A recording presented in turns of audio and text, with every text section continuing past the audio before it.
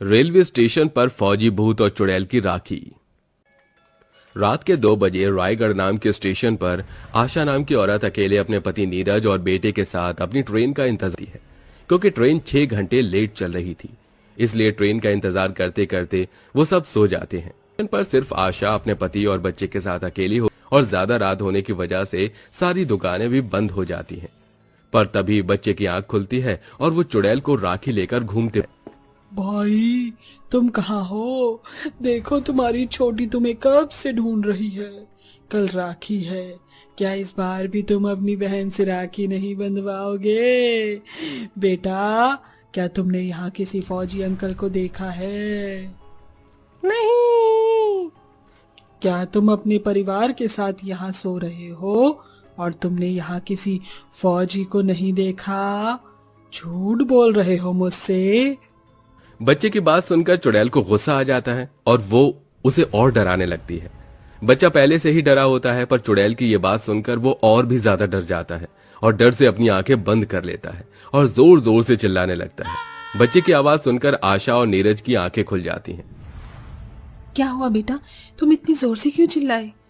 माँ, मैंने यहाँ एक चुड़ैल देखी जो राखी लेकर घूम रही है और किसी फौजी के बारे में मुझसे पूछ रही थी, और जब मैंने उसे मना किया तो वो मुझे मारने के लिए आगे बढ़ी। बेटा, तुमने कोई सपना देखा होगा। नहीं माँ, मैं सच कह रहा हूँ।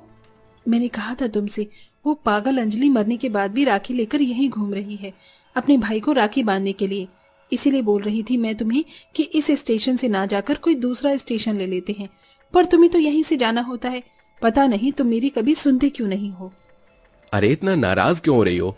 आज तक अंजलि ने किसी का कुछ नहीं बिगाड़ा। अब बच्चे के सामने उसकी बातें मत करो।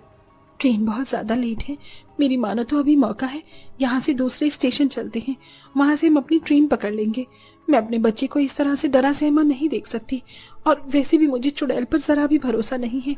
चुड़ैल बनने के बाद चुड़ैल सिर्फ खून की प्यासी होती है। माँ, आप और पापा किसकी बातें कर रहे हो? बच्चा अपनी माँ से जैसे ही सवाल करता है, अंजलि उसे बच्चों के सामने एक बार फिर आ जाती है और उस बच्चे के सवाल का जवाब देती है। तुम्हारी माँ मेरी बात कर रही है। क्यों भाभी, सही कहा ना मैंने? अंजलि, तुम? क्या हुआ भाभी, मुझे देखकर डर क्यों गई?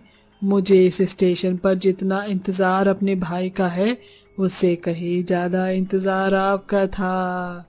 अंजलि, ये तुम क्या बोल रही हो? भाभी, भैया को बताया नहीं कि मैं आपका इंतजार क्यों कर रही हूँ? चुड़ैल की ये बात सुनकर आशा 5 साल पुरानी बातें याद करने लगती है। अरे अंजलि, मेरा एक सूट सिल देना, वहाँ जल्द रक्षाबंधन आ रहा है। मैं सोच रही हूँ कि इस बार मैं अपने भाई को खुद राखी बांधने के लिए जाऊँ।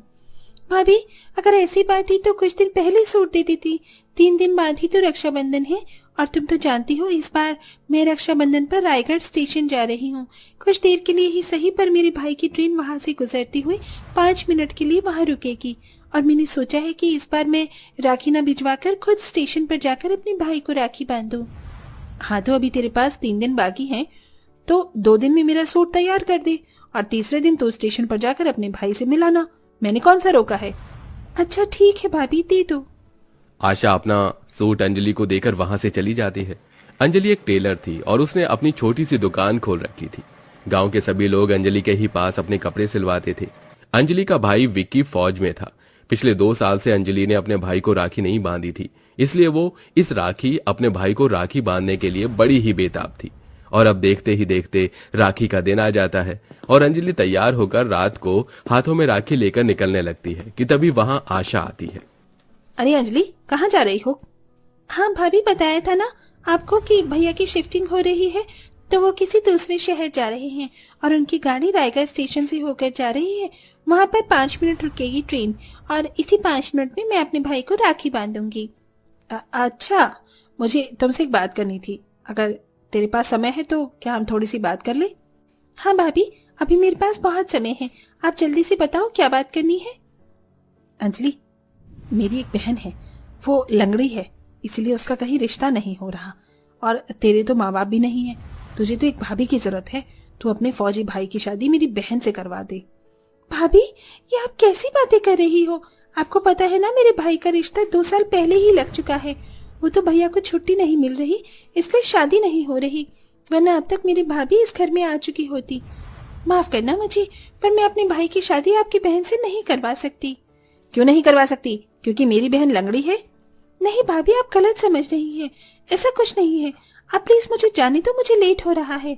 नहीं, मैं तुझे यहाँ से कहीं नहीं जाने दूंगी जब तक तू इस रिश्ते के लिए हाँ नहीं कर देती। भाभी, आज अचानक से आपको क्या हो गया है? आज ही के दिन आप मुझसे ऐसी बातें क्यों कर रही हो? अब मुझे जाने दो, मुझे लेट हो रहा है, ट्रेन के आने का समय हो रहा है, ट्रेन बस 5 मिनट के लिए ही रुकेगी। इसलिए तो मैं यहाँ आ जाई हूँ। मैं बहुत अच्छे से जानती हूँ कि तू अपने भाई को राखी बांधने के लिए कितनी बेताब है, इसीलिए मैं तुझे आज रोक रही हूँ, ताकि तू इस रिश्ते के लिए मान जाए। अगर तू मान गई तो तेरा भाई भी मान जाएगा, क्योंकि वो तेरी बात कभी नहीं काटता। भाभी, मेरा रास्ता छोड़ो। स्टेशन पर कोई नहीं होता, सिर्फ अंजलि और आशा होते हैं और रात के 2 बज रहे होते हैं। अंजलि आशा को धक्का देकर वहां से चली जाती है। आशा को अंजलि की ये हरकत बर्दाश्त नहीं होती और वो गुस्से में अंजलि के पीछे जाती है, जहां अंजलि स्टेशन पर राखी लेकर अपने भाई का इंतजार कर रही होती है।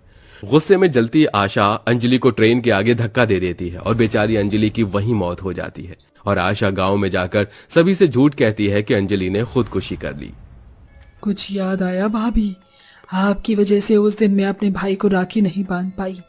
आखिर ऐसी क्या दुश्मनी थी जो तुमने मुझे ट्रेन के सामने धक्का दे दिया?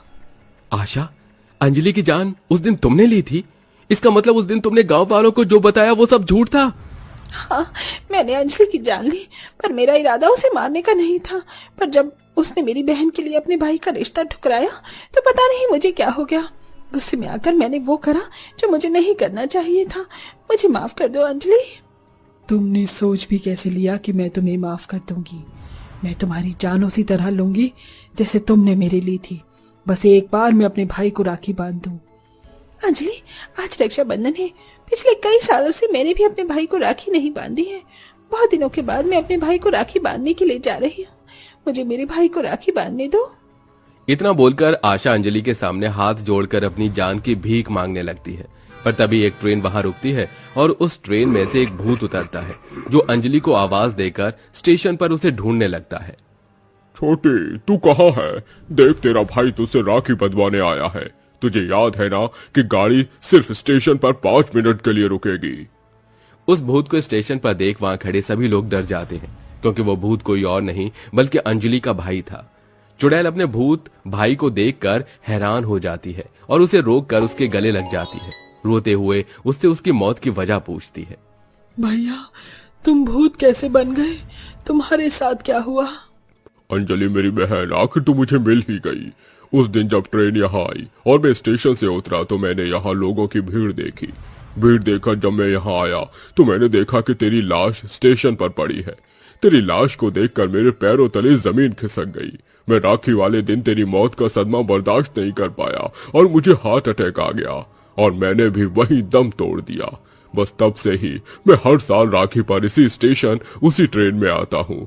ट्रेन 5 मिनट के लिए यहाँ स्टेशन पर रुकती है और मैं तुझे ढूंढता हूँ। भैया, मैं भी हर रक्षाबंधन पर यहाँ आकर तुम्हारा इंतजार करती थी, पर मुझे क्या पता था कि मुझे मेरा भाई भूत के रूप में मिलेगा। ये सब कुछ इस आशा की वजह से हुआ है। मैं इसे छोड़ूंगी नहीं। इतना बोलकर अंजलि हवा में उड़ने लगती है और तेज आंधी तूफान चलती है और तेज हवा में आशा खुद को संभाल नहीं पाती और धीरे धीरे स्टेशन के किनारे पर आ जाती है। और जैसे ही ट्रेन आती है आशा ट्रेन के सामने गिर जाती है और उसी वक्त सबके सामने आशा की मौत हो जाती है। आशा की मौत पर उसका पति और बच्चे रोने लगते हैं, तो वहीं अंजलि, जो कि चुड़ैल बन चुकी थी, वो अपने भूत भाई को राखी बांधती है और इस तरह रक्षाबंधन मनाने के बाद चुड़ैल और भूत की आत्मा को मुक्ति मिल जाती है।